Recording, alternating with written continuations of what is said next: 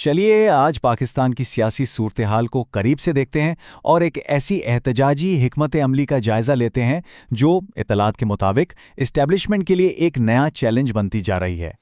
تو یہ سب آپس میں جڑا کیسے ہے؟ ہم شروعات کریں گے ایک نئے احتجاجی نعرے سے، پھر دیکھیں گے کہ یہ ادارہ جاتی تعصب کے الزامات سے کیسے جڑتا ہے، ایک نئی تحریک کے مطالبات کیا ہیں، اور آخر میں اس سب کا ملکی معیشت پر کیا اثر پڑ رہا ہے۔ تو چلیے شروع کرتے ہیں۔ پاکستان میں احتجاج کا انداز اب بدل رہا ہے، بات اب روایتی دھرنوں اور لانگ مارچ سے آگے بڑھ گئی ہے، اور اپوزیشن اب ایک نئی، زیادہ منتشر حکمت عملی اپناتی نظر آ رہی ہے۔ تو کہانی شروع ہوتی ہے اس نعرے سے، ہر چوک ڈی چوک۔ یہ صرف ایک نعرہ نہیں ہے بلکہ یہ حکومت اور اسٹیبلشمنٹ کے لیے ایک واضح پیغام ہے کہ اب احتجاج کا مرکز صرف اسلام آباد نہیں ہوگا۔ یہاں حکمت عملی میں ایک بہت بڑی تبدیلی نظر آتی ہے۔ پہلے ساری طاقت اسلام آباد کے ایک مقام پر اکٹھی ہوتی تھی جس سے کنٹرول کرنا نسبتاً آسان تھا، لیکن اب منصوبہ پورے ملک کو ایک ساتھ جام کرنے کا ہے، جو حکومت کے لیے ایک بہت بڑا چیلنج ہے۔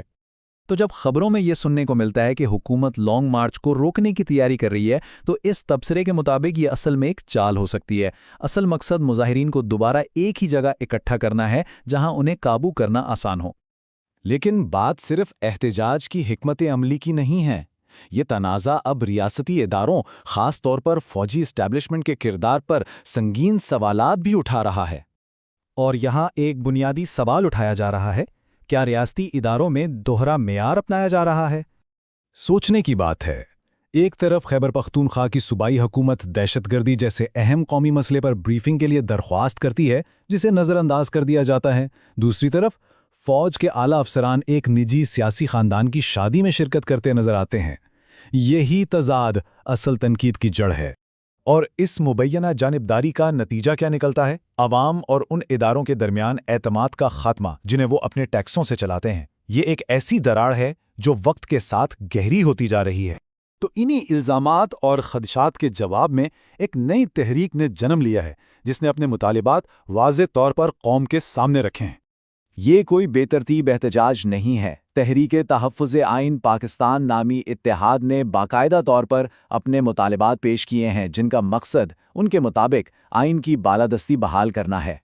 دیکھیں، پہلے 4 مطالبات تو سیدھے جمہوریت کی بنیادوں سے جڑے ہیں: صاف شفاف انتخابات، صوبائی حکومتوں کی کارکردگی، عدلیہ کی آزادی اور سیاسی قیدیوں کی رہائی۔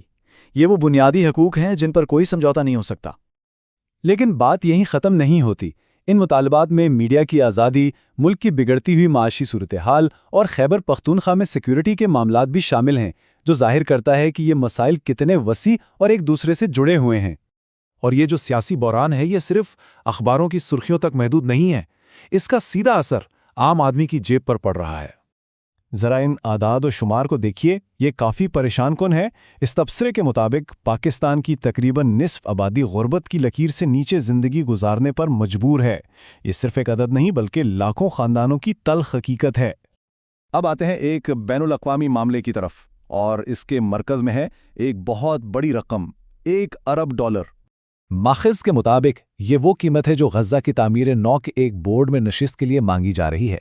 سوال یہ اٹھتا ہے کہ کیا ایک ایسا ملک جو حال ہی میں متحدہ عرب امارات سے $1 ارب کا قرض رول اوور کروا رہا ہو، وہ اتنی بڑی رقم ادا کرنے کی استطاعت رکھتا ہے؟ یہاں ماخذ ایک بہت اہم نقطہ اٹھاتا ہے۔